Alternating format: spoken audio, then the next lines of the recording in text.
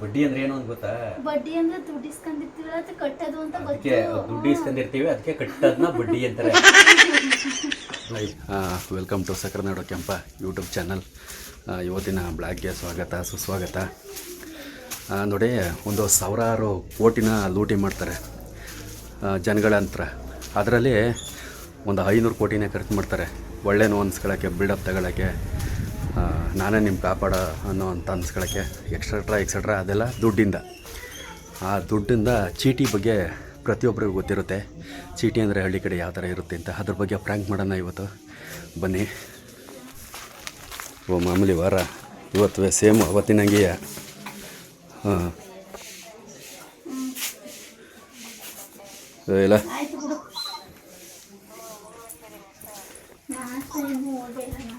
ಅಷ್ಟೇ. ಈಗಲೇ ಎಲ್ಲೋದೆ 10 ಗಂಟೆಗೆ ಹೋಯ್ತಿದ್ದಕ್ಕನ.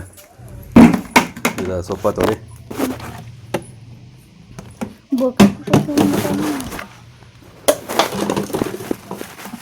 ಉಪ್ಪಿನ ಡಬ್ಬ ಇದು.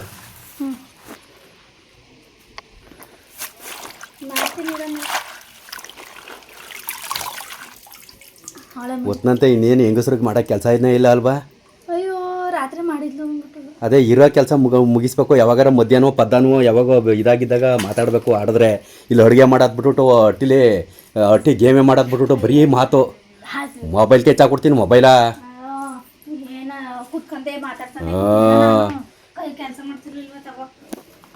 ತಗೋಬಲ್ಲ ಗಂಜಿಯಾ ಆರ್ದಾರ ನಾನು ಉರ್ಕ ಕುಡಿತೀನಿ. ತಗೋಬ ಅದೇ ಕಾಕಂದೆ ಕತ್ಗೆ ಕತ್ತು ನಾನು ಕತ್ತು ಹಿಡಿಸೋದ ಹೆಂಗೆ ಅಂತ ಹಾಕಂದೇಕನ. 2,000 ರೂಪಾಯಿ ಕೊಡ್ತಂದಿಲ್ವಾ? ಹಲೋ,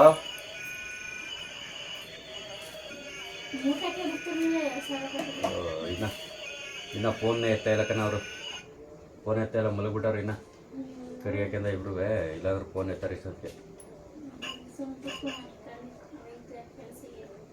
ಅಷ್ಟೇಯಾ? ತುಂಬ ಚಾಲೆ, ಎಲ್ಲ ಚಾಲೆನೂ ಗೊತ್ತವೆ. ಹಾಂ, ಇಲ್ಲಿ ತಗೋಬಲ್ಲೆ ಗಂಜಿಯಾ?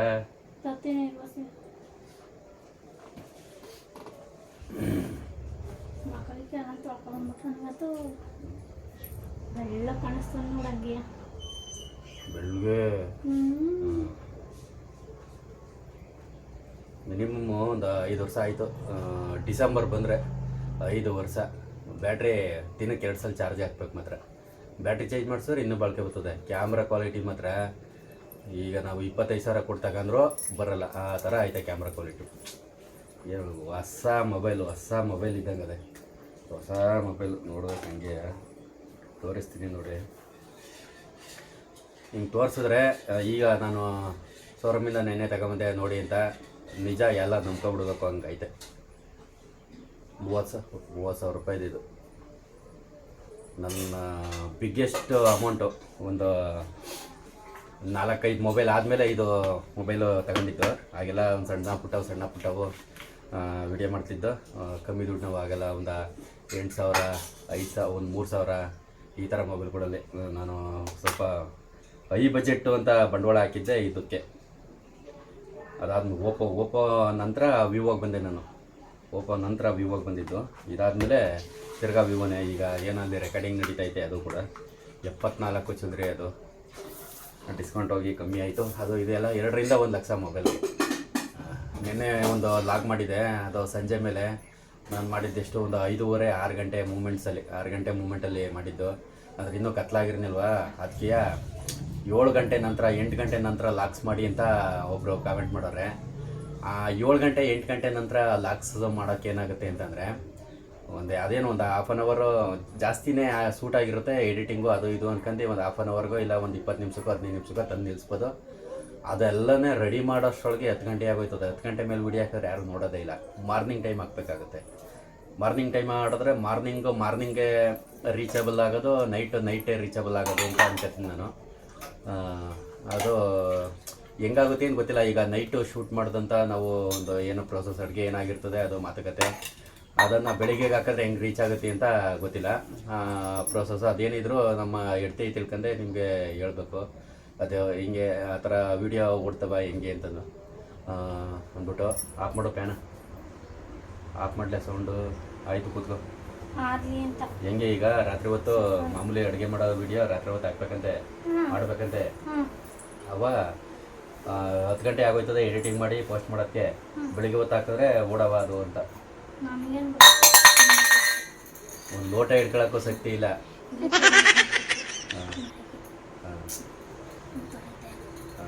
ಅದು ಹಿಂಗೆ ಗೊತ್ತು ಬಿಟ್ಬಿಟ್ಟೆ ಕೇಳಿ ಹಂಗೆ ಬಿಟ್ಬಿಟ್ಟೆ, ಹಿಂಗೆ ಬಿಟ್ಬಿಟ್ಟೆ, ಹಂಗೆ ಬಿಟ್ಬಿಟ್ಟೆ. ಹಿಡ್ಕೊಳ್ಬೇ ಬಿಗಿಯಾಗಿ ಲೋಟವ ಈ ಥರ ಇದು ಹಿಂಗೆ ತೆಚ್ಚಾಗೋಯ್ತು ಬಿಟ್ಬಿಟ್ಟೆ ಕೇಳಿ. ಇದು ಏನು ಅಡುಗೆ ಏನು ಮಾಡ್ತದೆ? ಅಡುಗೆ ನೀನು ನಾಳೆ ಹೇಳಿದ್ದಿಲ್ಲ ಬದನೆಕಾಯಿ ಗೊಜ್ಜು ಮಾಡ್ತೀನಿ. ಬದನೆಕಾಯಿ ಗೊಜ್ಜ ನನ್ನೇ ಮಾಡು ಅಂತ ಅವಳೆ ಲೆಕ್ಕ ಹಾಕೋ. ನಾನು ಅನ್ನ ಮಾಡ್ತೀನಿ ಬಂದು. ಹಾಂ, ಇವಳು ಅನ್ನ ಮಾಡೋಣಂತೆ, ನಾನು ಬದನೆಕಾಯಿ ಗೊಜ್ಜು ಮಾಡ್ಬೇಕಂತೆ. ಹಣೆ ಬರ ಎಂಥ ನಾಳೆ ಹೇಳಲಿಲ್ಲ ಬಂದಿದ್ದೀನಿ. ನಾನು ನಾಳೆಗೆ ಮಾಡ್ತೀನಿ ಅಂದಕ್ಕೆ ಏನಂದೆ ನೀನು? ನಾನು ಚಪಾತಿ ಜೊತೆಗೆ ನಾಳೆಗೆ ಮಾಡ್ತೀನಿ, ಇವತ್ತು ವಾರ ಅಂದಕ್ಕೆ ಏನಂದ್ರೆ ನಾನೇ ಮಾಡ್ತೀನಿ ಅಂದರೆ ನಾನು ಅಕ್ಕಿ ಹಾಕ್ತೀನಿ ಬಿಡು. ಹ್ಞೂ ಇದು ಈಗೇನೋ ಅನ್ನ ಟೊಮೊಟೊ ಗೊಜ್ಜು ಹಂಗಾರೆ. ಟೊಮೊಟೊ ಗೊಜ್ಜಲ್ಲ, ಬದನೆಕಾಯಿ ಗೊಜ್ಜು. ಗುಂಡು ಬದನೆಕಾಯಿ ಗೊಜ್ಜು. ಇನ್ನೇನು ಇಲ್ಲ, ಇನ್ನು ಹೊಸಿ ಇಲ್ಲ. ಇವತ್ತು ದುಡ್ಡು ಬೇರೆ ಇಲ್ಲ, ಏನು ಮಾಡೋದ, ಏನೇನು ಐಟಮ್ ತರಬೇಕು. ಯಾರ್ತ ದುಡ್ಡನ್ನ ಈಸ್ಕೊಡ್ಲೆ ನಿಮ್ಮ ಕಡೆಯಿಂದ ಒಂದು 1 ಲಕ್ಷನೋ 2 ಲಕ್ಷನೋ ಬಡ್ಡಿ ಕಟ್ಟಕ ಈಗಿಲ್ಲ ಅಂತಿದೆ. ಈಸ್ಕೊಡು, ಆಯಿತು ಈಸ್ಕೊಡು. ಮಜ್ಜಿಗೆ ಫೋನ್ ಹಾಕೋದು ಇವತ್ತೇ ಕೊಡ್ತಾಳೆ. ಎಷ್ಟು ಲಕ್ಷವ? ನೀನು ಈಗ ತಾನೆ 1 ಲಕ್ಷ ಅಂದಲ್ಲ. ಹಾಂ 1 ಲಕ್ಷ. ಹಾಂ 1 ಲಕ್ಷಕ್ಕೆ ಬಡ್ಡಿ ಎಷ್ಟು? ಬಡ್ಡಿ ನನಗೇನು ಗೊತ್ತು? ಬಡ್ಡಿ ಗೊತ್ತಿಲ್ಲ. ಬಡ್ಡಿ ನಾನು 6,000 ಸಾಲ ಮಾಡಕ್ಕೆ ಹೋಗಿದ್ದೇನೆ. ಆಯ್ತು 50,000 ಬಡ್ಡಿ ಎಷ್ಟಿದೆ? ಹಾಂ 50,000. ಹಾಂ ಆಯ್ತು. ಬಡ್ಡಿ ಅಂದ್ರೆ ಏನು ಅಂತ ಗೊತ್ತಾ? ಬಡ್ಡಿ ಅಂದ್ರೆ ದುಡ್ಡು ಇಸ್ಕೊಂಡಿರ್ತೀವಲ್ಲ ಅದು ಕಟ್ಟೋದು ಅಂತ ಅದಕ್ಕೆ ದುಡ್ಡು ಇಸ್ಕೊಂಡಿರ್ತೀವಿ, ಅದಕ್ಕೆ ಕಟ್ಟೋದನ್ನ ಬಡ್ಡಿ ಅಂತಾರೆ.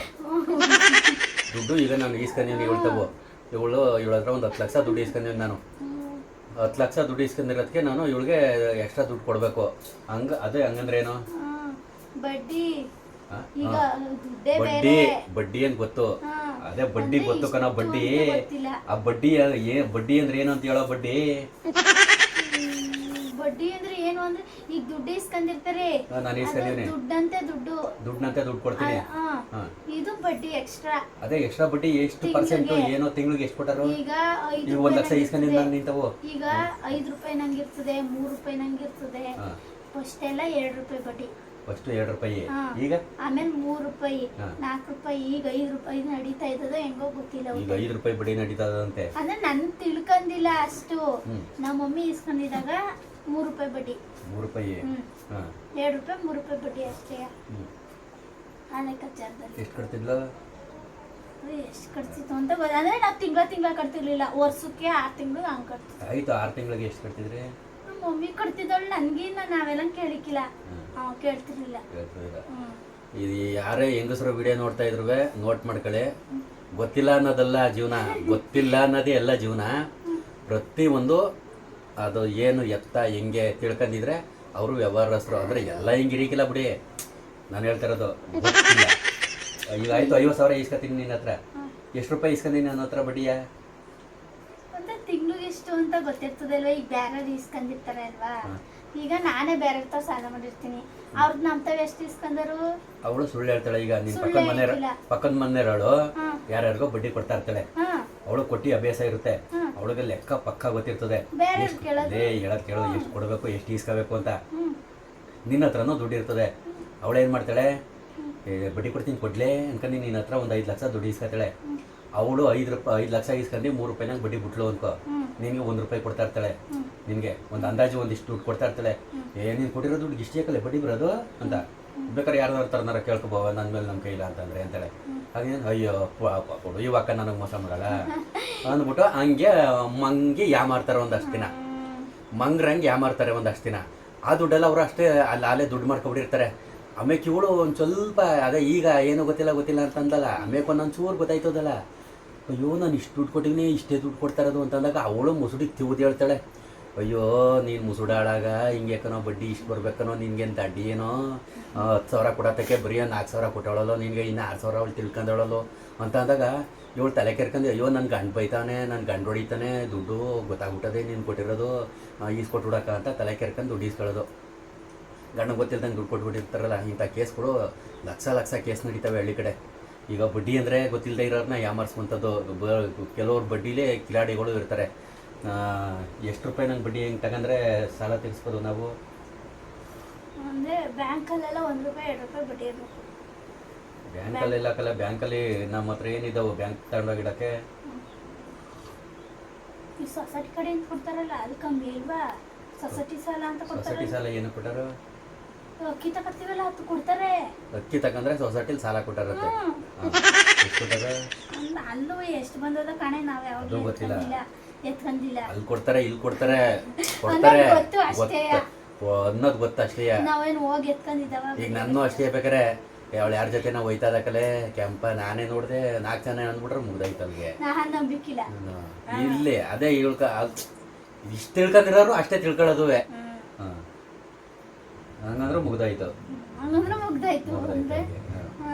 ಅಲ್ಲ ಬಡ್ಡಿ ಎಷ್ಟು? 1 ಲಕ್ಷಕ್ಕೆ ಎಷ್ಟು? 50,000ಕ್ಕೆ ಎಷ್ಟು? 5 ಲಕ್ಷಕ್ಕೆ ಎಷ್ಟು? 5 ಲಕ್ಷ ಬಿಟ್ಟಾಕಾಯ್ತು. 1 ಲಕ್ಷಕ್ಕೆ ಎಷ್ಟು ಅಂತ ಗೊತ್ತಿಲ್ವಾ? ಎಷ್ಟರಂಗೆ ಈಗ ಜನ ಈಸ್ಕೊಂಡು ಬಡ್ಡಿ ಬಿಡ್ತಾಯಿದ್ರೆ ಈಗ ಅದು ಎಷ್ಟು ಕೊಟ್ಟಿದಾರ ನನಗೆ ಗೊತ್ತಿಲ್ಲ. ನಾವು ಚೀಟಿ ಅಂದ್ರೆ ಚೀಟಿ ಹೋಗ್ರೆ ಆಯ್ತು. ಚೀಟಿ ಅವು ನಾವು ಕಟ್ತೀವಲ್ಲ ಅದ್ರ ಮೇಲೆ ಡಿಪೆಂಡು.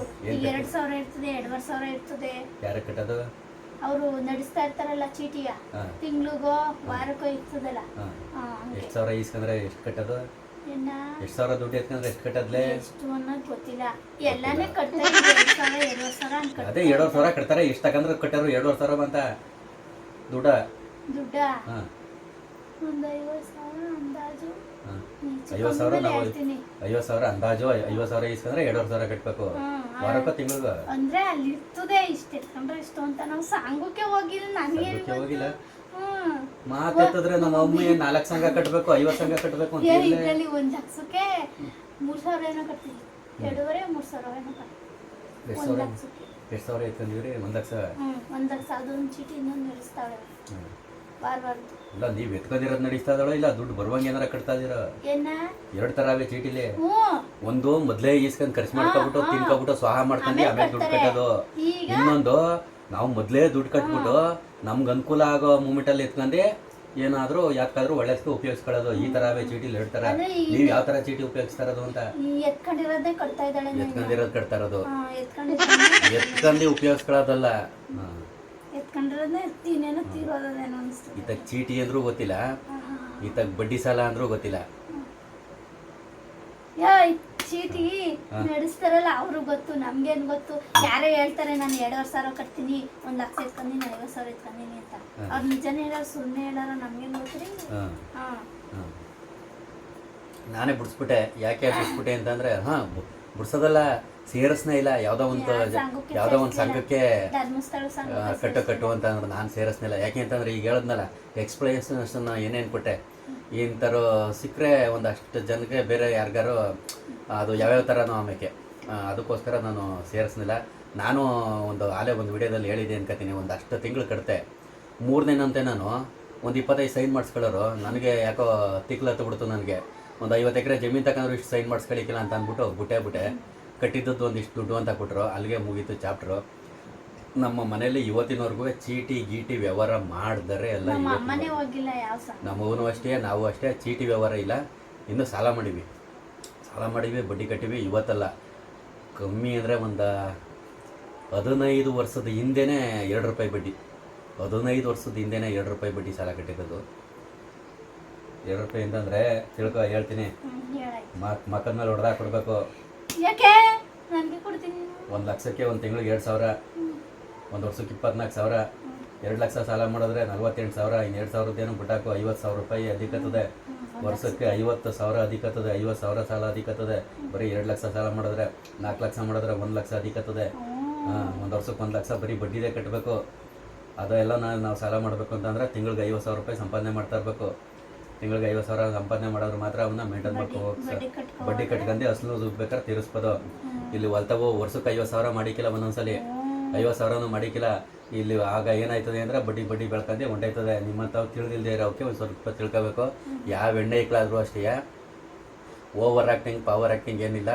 ಇರೋ ಜೀವನ ಏನೈತೆ ಆ ಜೀವನದಲ್ಲಿ ಬರುವಂಥ ಏನಿರ್ತವೆ ಒಂದು ತಿಳ್ಕೊಬೇಕಾಗಿರೋವು ಅವನ್ನ ಆ ವಿಡಿಯೋ ಮುಖಾಂತರ, ಅದು ವಿಡಿಯೋ ಓಡದೇ ಇರಲಿ ಚಿಂತೆ ಇಲ್ಲ. ನಮ್ಮ ಅನುಭವ ಜೀವನದ ಅನುಭವನ ಆದರೂ ಒಂದೊಂದು ಸ್ವಲ್ಪ ಹಂಚ್ಕೊಂಡು ವಿಡಿಯೋ ಬಿಡ್ತೀನಿ. ಅದು ಓಡುತ್ತಾ ಬಿಡುತ್ತಾ ಸೆಕೆಂಡ್ರಿ. Okay, thank you. ನೆಕ್ಸ್ಟು ಅಡುಗೆ ಮಾಡಬೇಕು.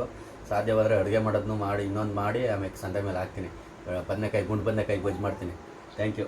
ಹೋಗೋ, ನಿನ್ಗೇನಿದ್ರು ಅಲ್ಲಿ ಹೋಗು ತಿನ್ನೋಕ್ಕೆ, ಈ ಓಡಾಡೋಕ್ಕೆ, ಅಲ್ಲಿ ಕರ್ಕೊಂಡೋಗಿ ಇಲ್ಲಿ ಕರ್ಕೊಂಡೋಗಿ ಅನ್ನೋಕ್ಕೆ ಅದಕ್ಕೆ ಲಾಯಕ್ಕನ ನೀನು. ತಾನೇನೆ ಲೋಯ್ಕಿಲ್ಲ ಅಟ್ಟಿ ಒಳಗೆ ಕೂತಾವನೆ. ದಿನ ಒಂದೊಂದು ದೂರ ಬೈತಾನೆ. ನಮ್ಗೆ ಹೇಳ್ತಾನೆ ನಾನು ಹೋಯ್ತೀನಿ, ನಾನು ತಿಳ್ಕೊಂಡಿನಿ. ಬೇರೆ ಊರಿಗಾಗಲ್ಲ, ಬೇರೆ ದೇಶಕ್ಕೆ ಹೋಗಿದ್ ಬಂದೀನಿ ಕಲೆ. ಬೇಡ ಬಿಡು, ಅದು ಕಟ್ ಮಾಡ್ಬಿಡ್ತೀನಿ. ಹಂಗಿಲ್ಲ ಹಂಗಿಲ್ಲ, ಅದನ್ನೂ ಹಾಕ್ಬೇಕು. ಯಾಕೆ ನಿಂದೆಲ್ಲ ಮೋಸ, ಅಂಡ ಮೋಸ. ಅದು ಈ ಫೇಮಸ್ ಆಗೋರೆ ಫೇಮಸ್ ಆಗಿಲ್ಲ ಅಂತೆಲ್ಲ ಬರೋದು ಮ್ಯಾಟ್ರು. ಋಣ, ಅನ್ನ ತಿನ್ನೋ ಋಣ ಯಾವುದೋ ದೇಶದಲ್ಲಿ ಇತ್ತು, ಅಲ್ಲೋದೆ ಅನ್ನ ತಿನ್ಕೊಂಬಂದೆ. ಈಗ ನಾವು ಎಲ್ಲೇ ಹೋದ್ರು ಎಲ್ಲೋ ತಿನ್ಬೇಕು ಅಂತೀವಿ, ಎಲ್ಲೋ ತಿನ್ಕೊತೀವಿ. ಹಂಗೆ ಯಾರ್ಯಾರು ಹಣೆ ಬರದಲ್ಲಿ ಏನೇನೋ ಯಾವ ಥರ ಎಲ್ಲೇ ಸುತ್ತಾಡಬೇಕು ಅಂತ ಬರ್ದಿರ್ತಾರೋ ಹಂಗೆ ಸುತ್ತಾಡ್ಕೊಬರ್ತಾರೆ ಅಷ್ಟೇ. ನನ್ನ ಹಣೆ ಬರದಲ್ಲಿ ಜಾಸ್ತಿ ರೌಂಡ್ ಹೊಡಿಯಪ್ಪ ಅಂತ ಬರ್ತದೆ. ಇವಳ ಹಣೆ ಬರದಲ್ಲಿ ಕೋಣೆ ಒಳಗೆ ಕುತ್ಕೊಂಡ್ ಬರ್ತದೆ. ಇಷ್ಟ ನಾನು ಬೇಜಾನ್ ಕರ್ಕೊಂಡು ಹೋಗಿದ್ದೀನಿ. ತಾನೊಬ್ಬ ಹೋಗೋದು ನೋಡ್ತಾನೆ ಅಷ್ಟೇ. ಅಯ್ಯೋ ಅವ್ರು ಬಂದ್ರೆ ಅಷ್ಟು ಖರ್ಚಾಯ್ತಲ್ಲ, ಇಷ್ಟು ಖರ್ಚಾಯ್ತಲ್ಲ, ಲೆಕ್ಕಾಚಾರ ನಿಂದು.